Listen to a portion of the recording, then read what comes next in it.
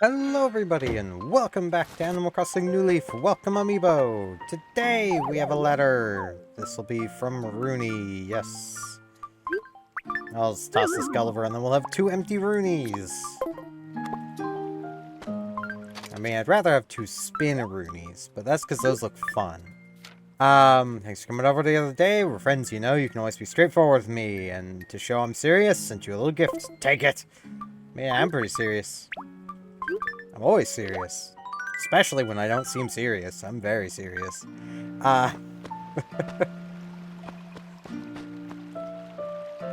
But, yes, today I really don't know what to talk about. You know today's gonna be a rambling day when I start it like that. I just haven't really done much. I didn't even really, like, do much game playing today. Well, I suppose I did. I basically restarted playing through Pokemon Shield. For that generation, my main game was Pokemon Sword, so Shield is the one I basically could, no regrets, just delete the save and start over, because I'd barely played through Shield anyway. And man, like, it's so nice going back to some of those old Pokemon games. I say old, like, the Switch generation games and replaying them. It really makes me want to do a playthrough of Scarlet. Especially because, like, I can do a completed playthrough of Scarlet. I have the DLC. I can't do that with Sword, not without buying the DLC. And I have a separate account set up that I can do it on, too. It's great. But, like, I also kind of want to do the Pokemon games in order, but at the same time, I need to finish Leaf Green, which is still on the back burner because, like, I still don't want to put a huge amount of stress on my computer, but I'm also in the camp of, like, there's not really much left to go back and do. It's just a bit of post-game stuff.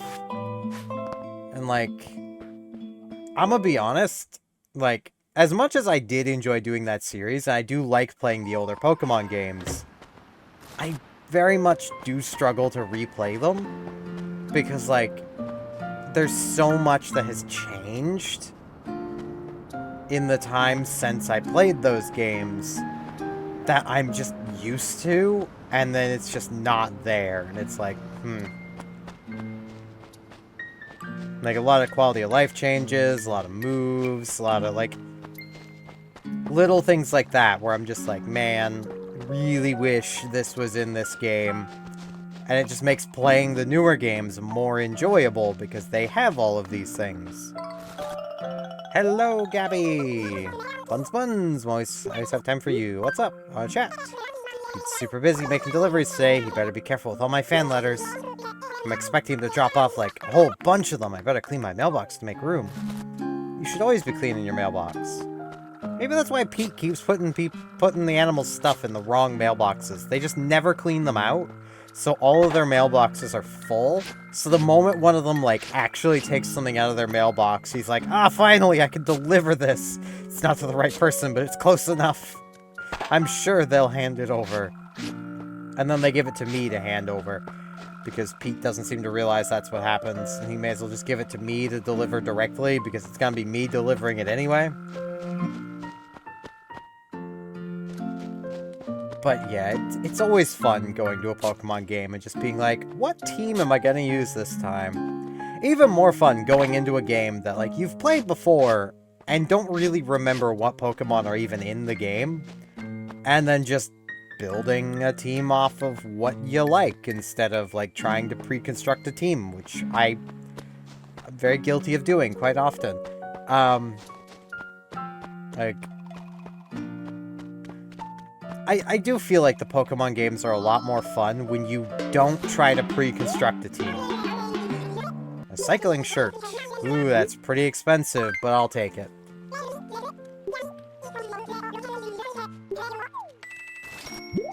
Tia clearly wants to buy something. Maybe she wants to repay some of her home loan. Like, pretty good use of some money.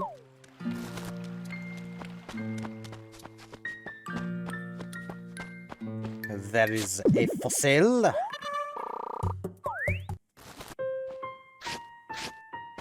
But yeah, like,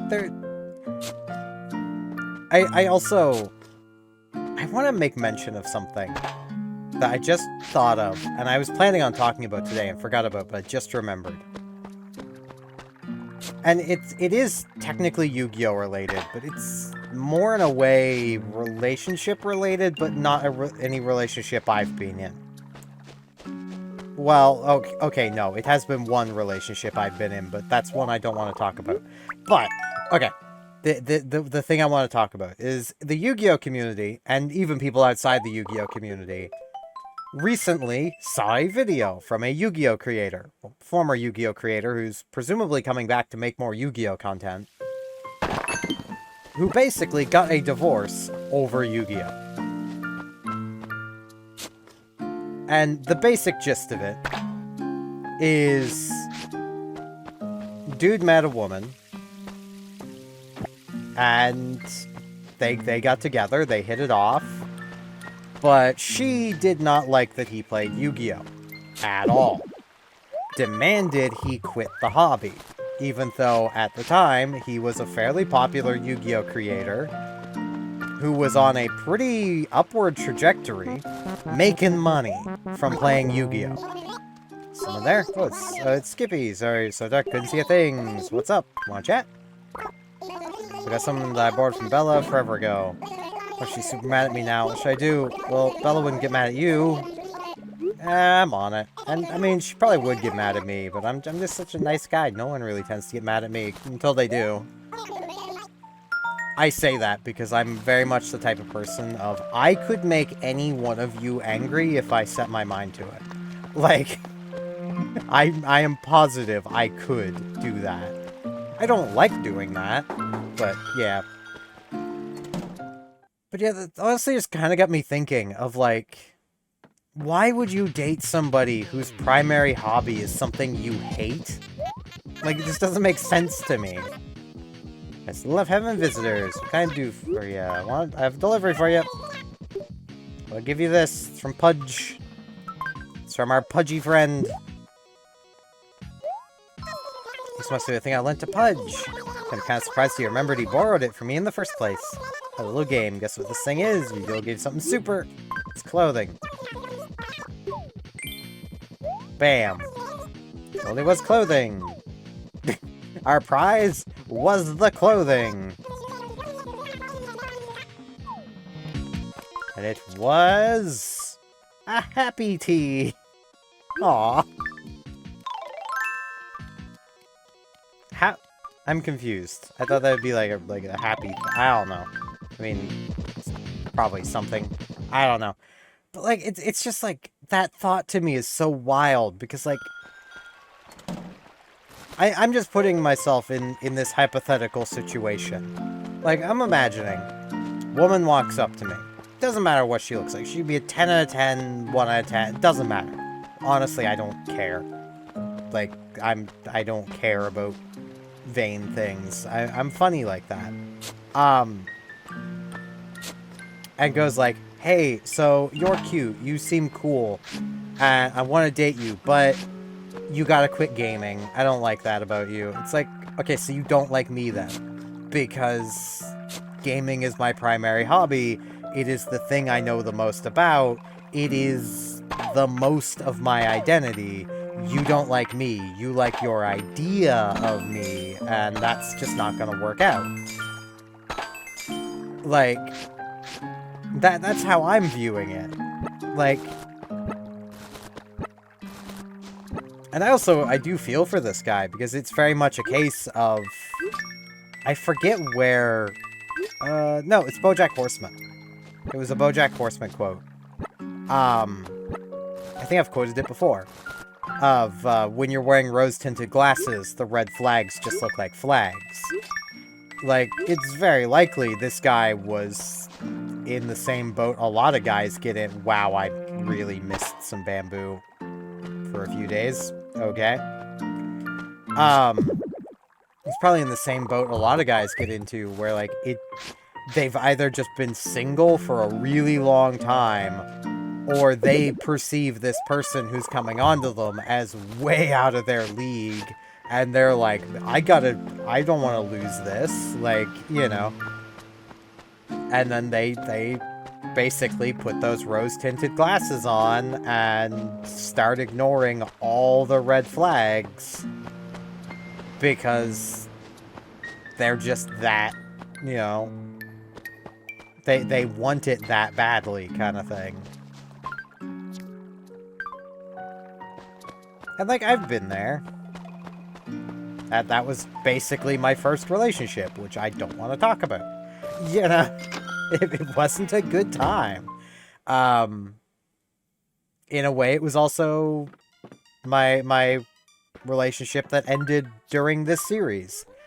There was a lot of red flags I was ignoring because, you know, the basic thought of, well, you know, I'm getting up there in years.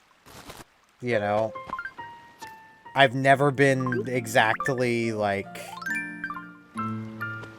I've never exactly been someone the girls have been fawning over. Like, you know... I say that knowing that there's been times where I've just completely missed it. But, ignore that.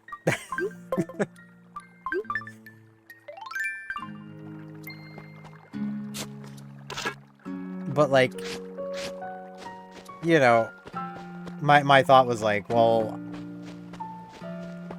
I knew I wasn't terribly happy. There was definitely times where I was very much like, man, I'm just not feeling it, you know. But it's like, well, if I leave, well, I'll just be alone forever, you know. That was the thought.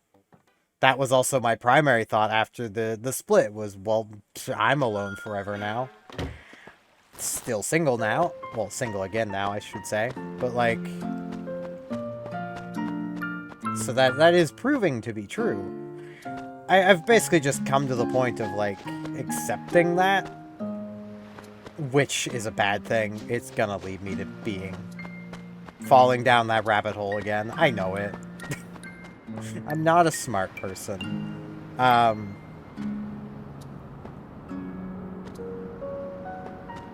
Contrary to a lot of thinking, a lot of guys tend to actually be quite romantic and romanticize a lot of stuff, and, like, you know, we're just out here dying for somebody that cares about us, you know, and willing to ignore a lot of red flags if we think we're getting that.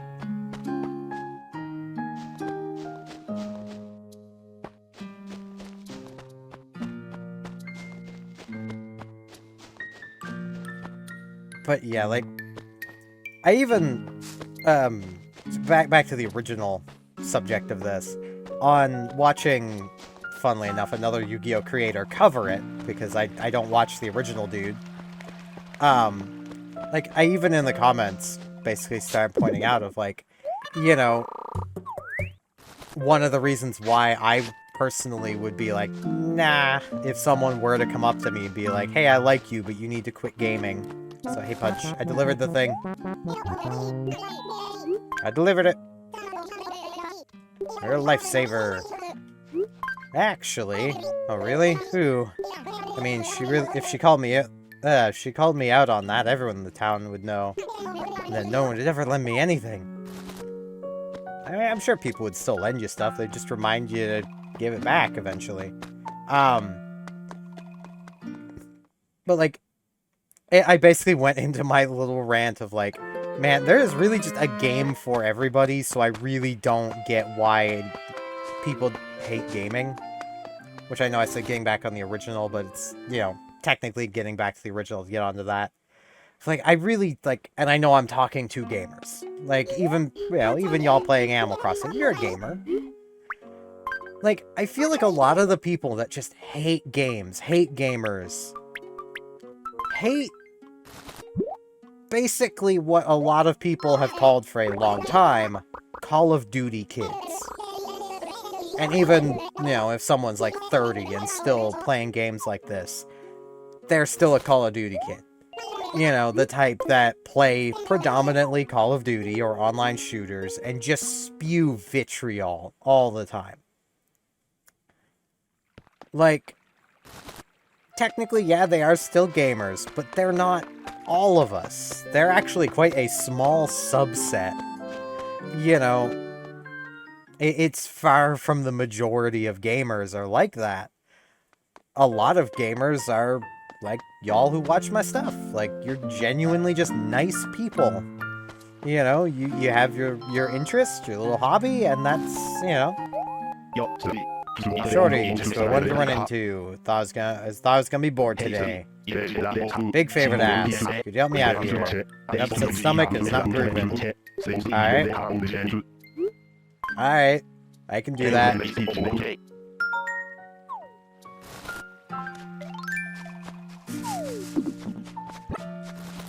Hey, I got your fruit. I brought your cherry. There you go, my man. Fruit. Because, like, it's one of those things of, and I like, oh man, lotus tea. Like, I'll even open this to you guys. If any of you guys ever want just a game suggestion, like, let me know some basic things of what you like, and I can probably give you some pretty solid game suggestions of things you might like on consoles you may not own. Or, you know, they might just be PC games.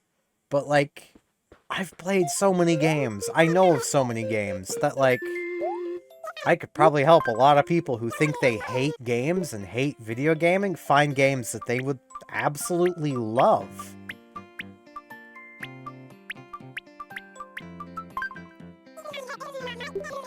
I mean, like, it's very much one of those things of, like, there is a game for everybody. Like, there just is.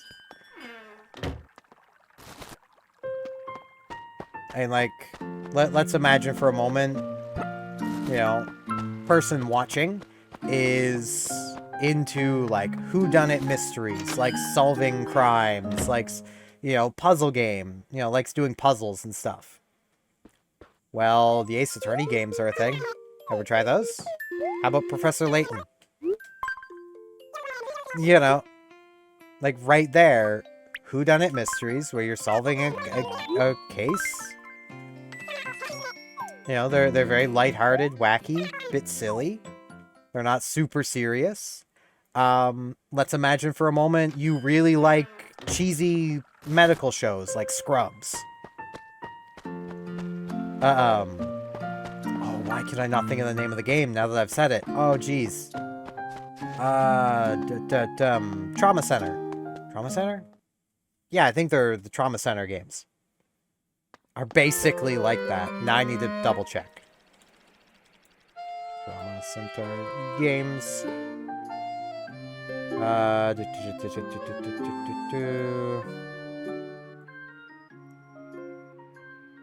Yes.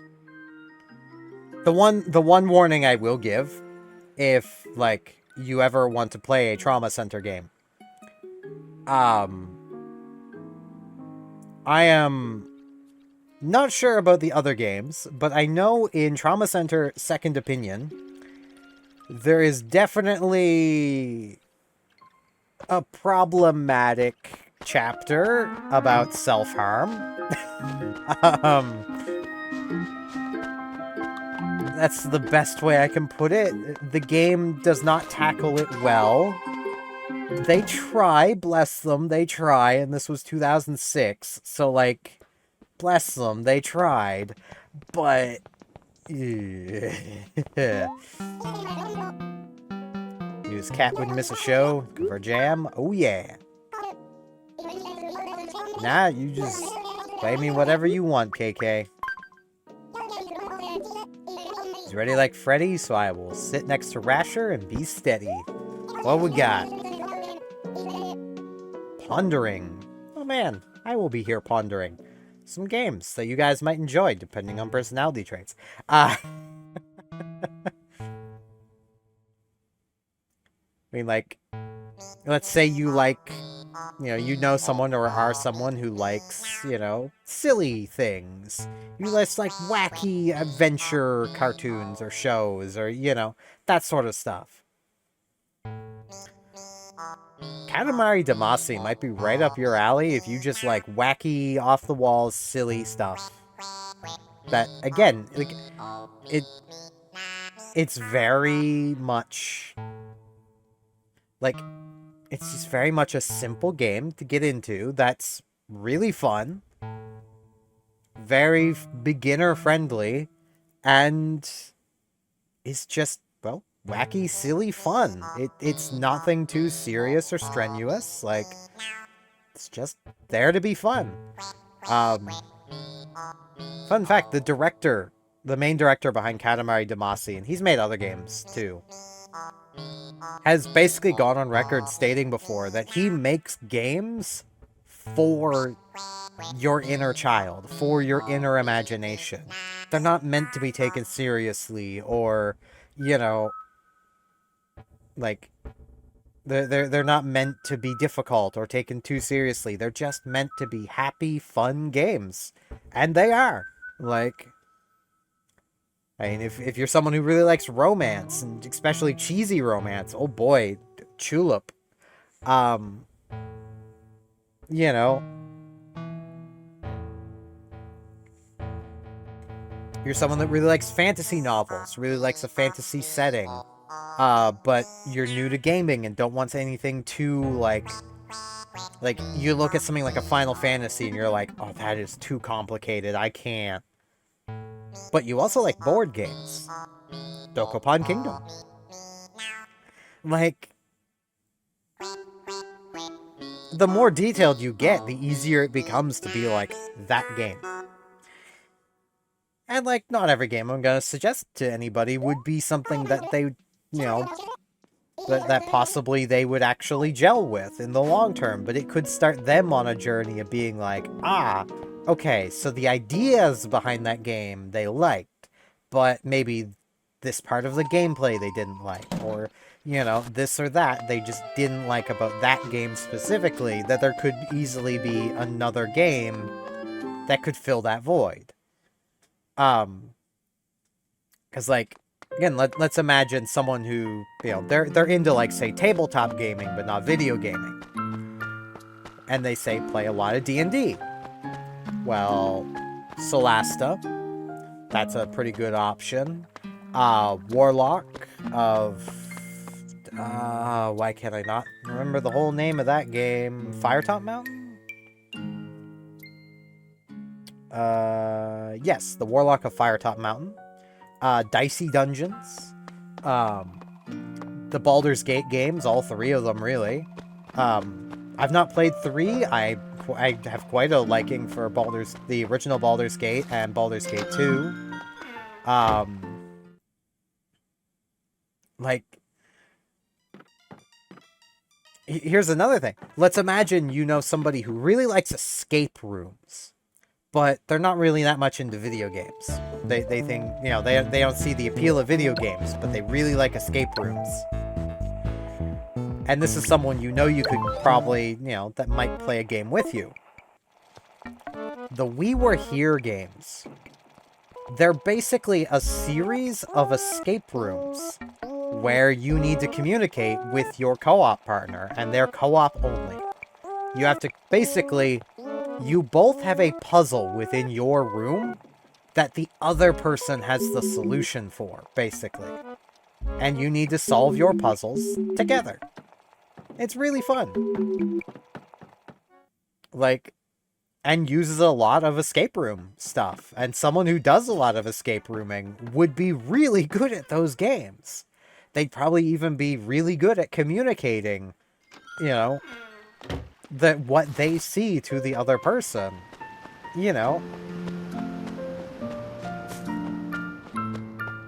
Like,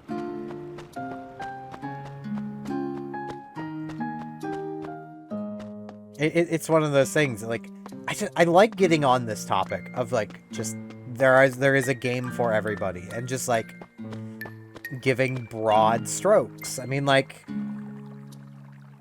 you all should know yourselves of, like, if you like very casual life simmy games where you can take them slow and all that, Animal Crossing. But also, if you've only played Animal Crossing, maybe give Stardew Valley a try. Maybe give the Story of Seasons or Harvest Moon games a try. You know, they all have a very similar vibe to them. There is also, let me grab the name of the game because my brain always just, this game just slips out of it every Magician's Quest, Mysterious Times. If you have a regular DS and you really like Animal Crossing, from what I've played of it and from reading online, that game is very much Animal Crossing, just fantasyified with magic, and, you know, it's very Animal Crossing, which is pretty cool.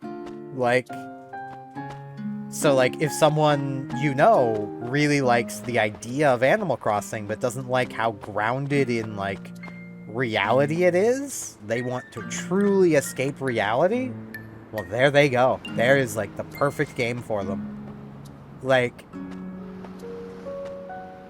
it even, from what I understand, includes dating aspects. So if they really like that sort of thing, then that's another aspect that they'd probably like. You know what, let's do some fishing. I want to keep rambling.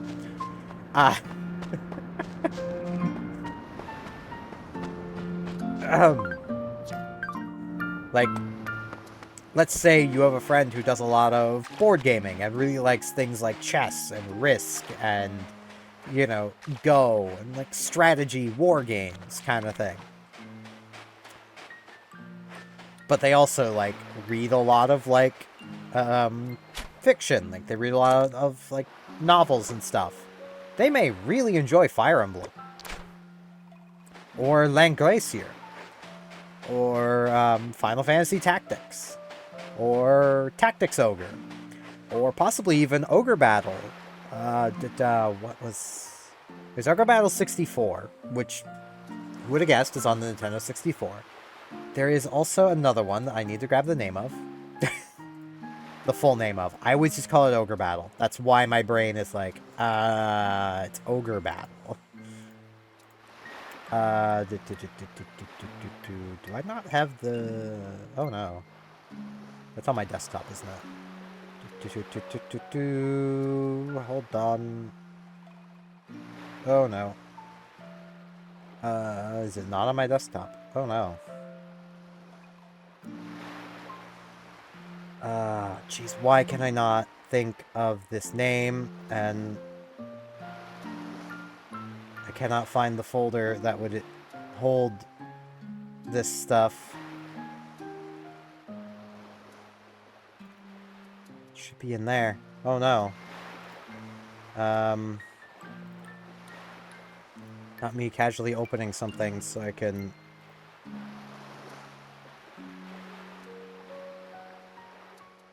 I don't know where that would be. Oh, no. I can't... Oh, no. I've moved these folders around so much. Hold on. That probably looked really weird. I apologize for that. I hope I didn't just mess up my capture. No, I didn't. Okay.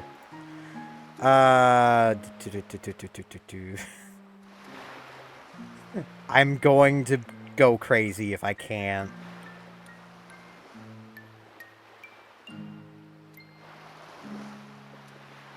I should have a folder around here somewhere that has...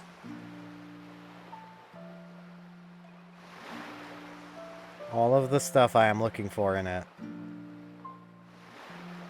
I am not seeing it. Oh no.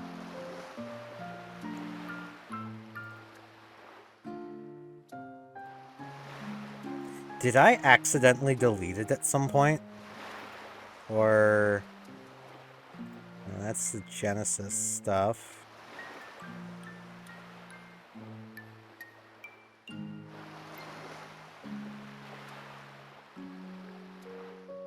It should be in there, but it's not. Oh no.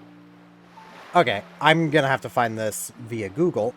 This is going to look weird again. I apologize. The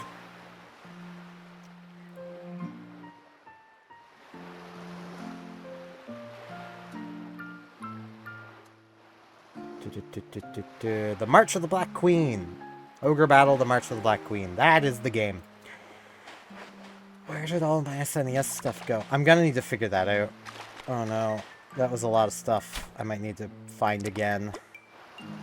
I don't know where it would have went. It should have been somewhere. Purely because at one point, and I might come back to this idea at some point, I had an idea for a series I was going to do. That was, I had dubbed Console Wars. Where basically what I was going to do was go through all of the Sega Genesis games and all of the SNES games with the same, like, name to them. And basically do reviews of every single one. Like, basically do a joint review of each game. Basically, and then assign a very much subjective, you know, this is the one I feel is better between these two games. Like, I still kind of want to do that as a series. The main issue I was running into was just the sheer amount of effort that is going to take. Because, like, to give a game a fair shot... Got a tuna! To give a game a fair shot, I really need to play it for more than, like, half an hour. But to do a series like that in a way to and stay sane... I'd really only be playing each game for like half an hour, if that, because man, there are some real stinkers on the Genesis and SNES. Mostly the Genesis. I grew up with the SNES. I have a lot of, like... I give the SNES a lot of leeway that I probably shouldn't, but... You know what? That fish can live its life. This is probably another horse mackerel.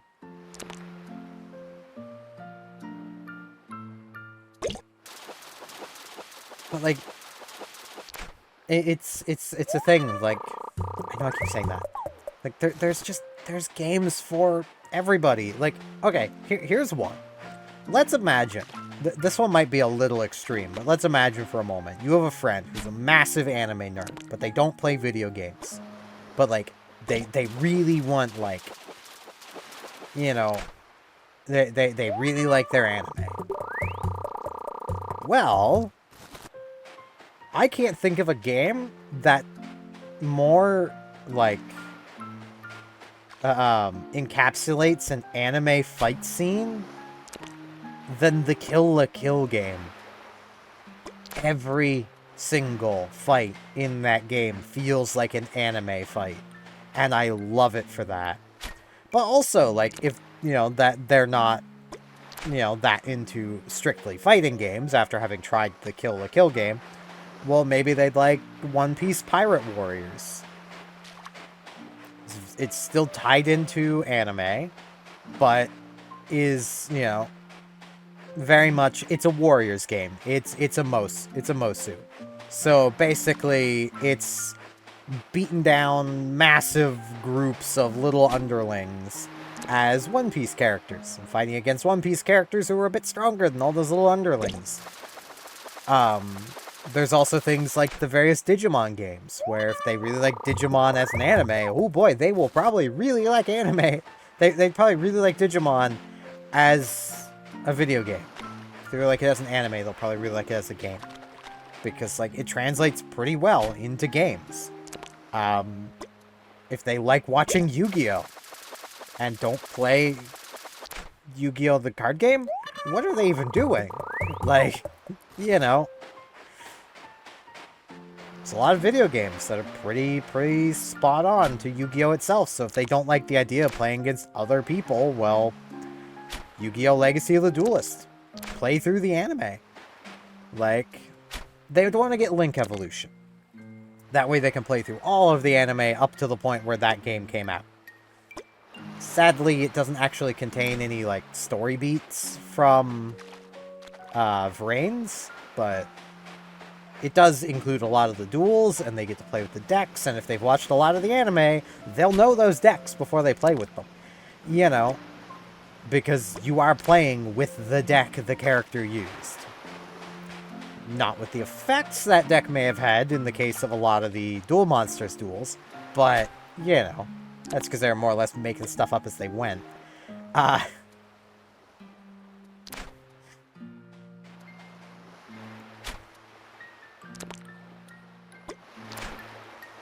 am so bad at fishing. How much space do I have left? I have a lot of horse mackerels, so I technically have a lot of space left.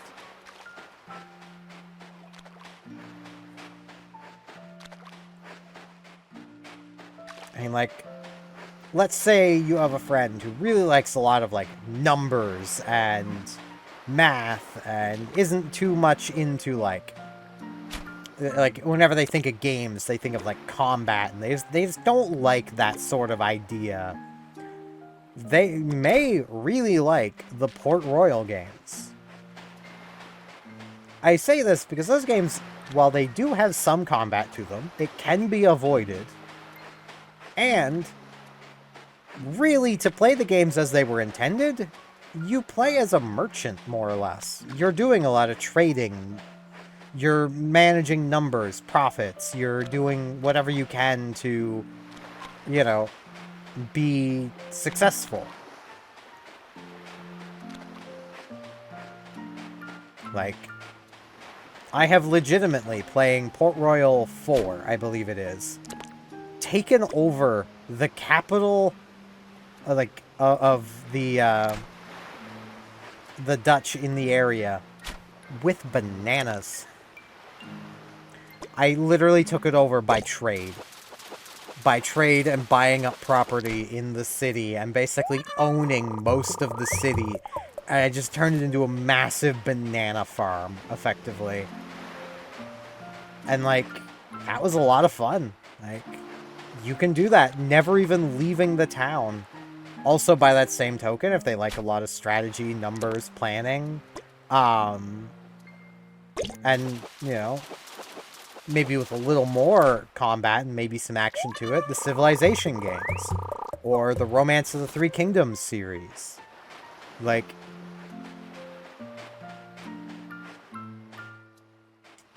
I'm sure there's a lot of games I'm missing for these groups of people as well, or these ideas of people. Just because, like, I have played a lot of games, I've not played every game. So there's gonna be a lot of things I just missed. There's also probably some games I've played I'm not even thinking of. Let's say you know someone who's into history. They love a lot of history. Like, they love, like, let's say 14th to 18th century. That sort of time frame. The Mount and Blade games might be right up their alley. Also, a lot of the Total War games probably will be too.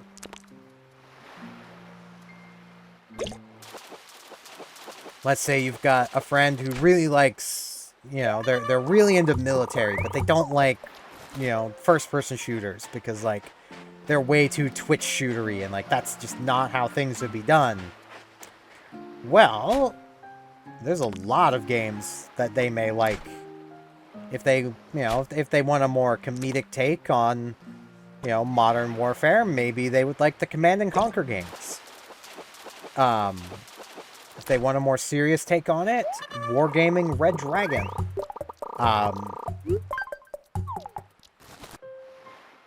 If they want a more sci-fi take on warfare, there's a lot of things like Homeworld.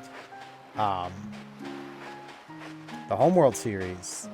Galactic Civilization. Like, there's just so many games.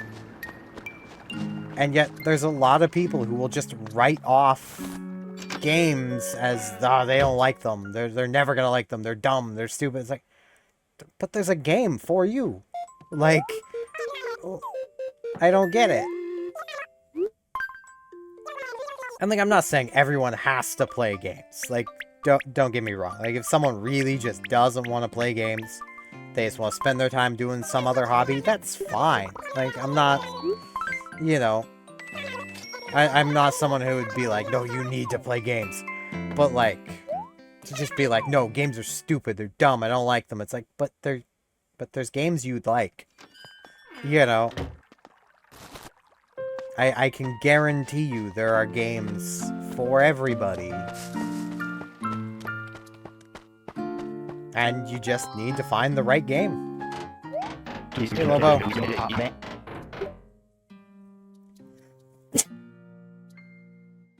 Sneezed. Eh, you're kind of in the middle. Doesn't seem right. An ordinary guy.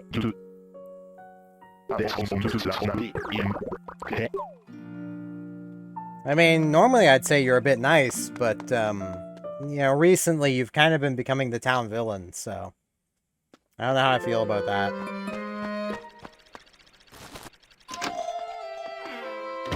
But yeah, this has been a long, ranty episode. More rambly than ranty, but, like,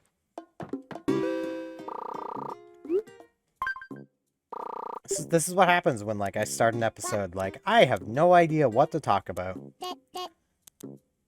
Usually, I'll find something to talk about. I think I'm back up over 1,000,000 bells.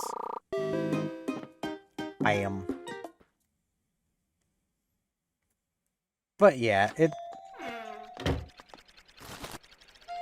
like, I hope to end up suggesting games that you guys might hear about and be like, hey, yeah, I kind of want to try that. Or, like, you'll hear me mention a game and you'll look into it and be like, yeah, that looks fun. That sounds fun. I mean, like, I really hope that, because I like helping people find games to play.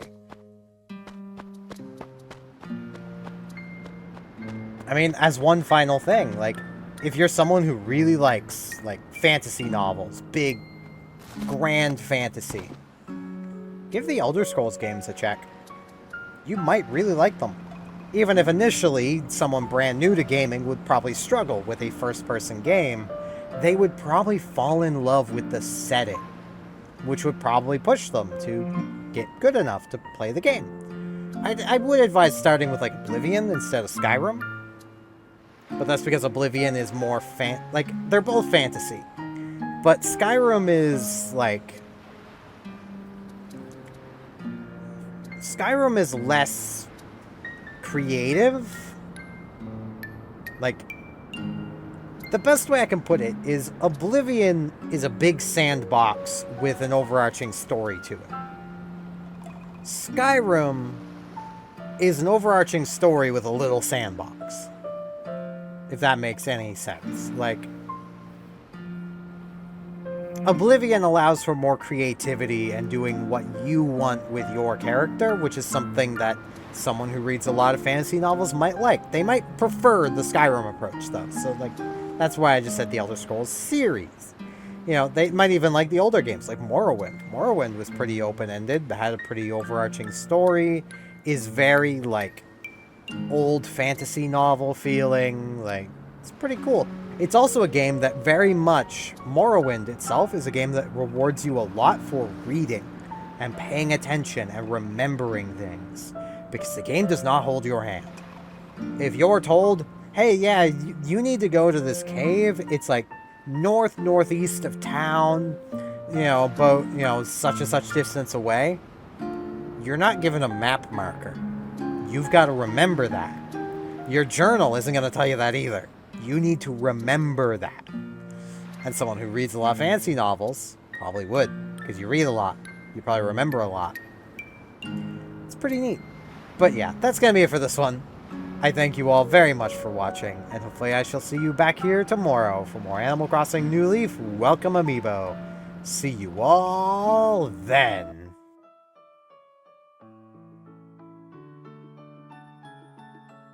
And in this end card, I'd like to ask, if you like this video, could you consider liking it? And if you're not subscribed, hey, would you maybe try subscribing? It's pretty neat. It's free. Help me out a lot. Thanks a bunch.